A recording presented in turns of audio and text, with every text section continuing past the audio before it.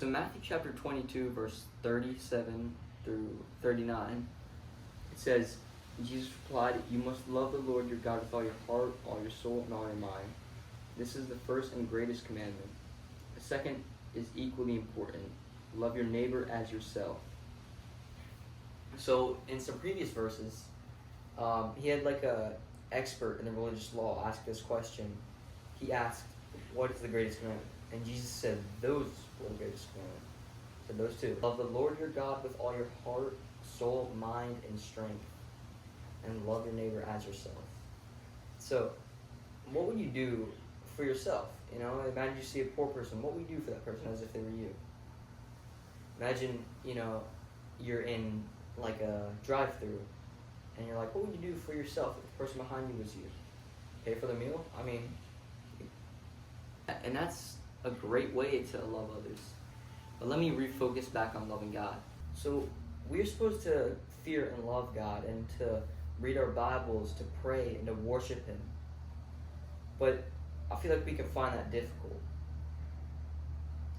We try to force it. We try to force our love for God. Or we can set aside time for God, right? And that's good. We should totally do that. That's great.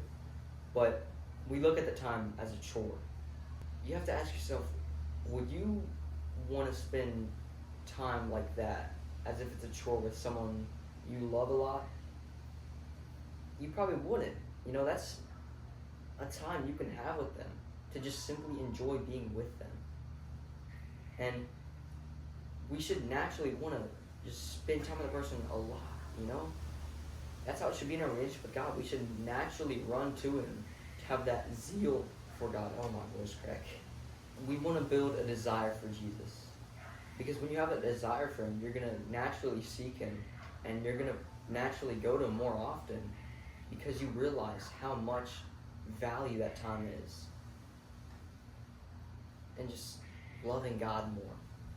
And I think how we can develop this love is not focusing on ourselves so much.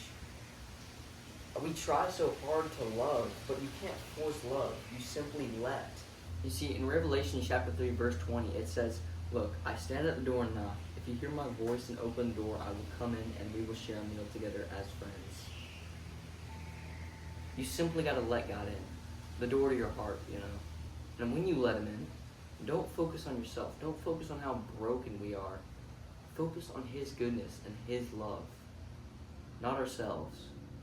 Because think about Peter when he was walking on water.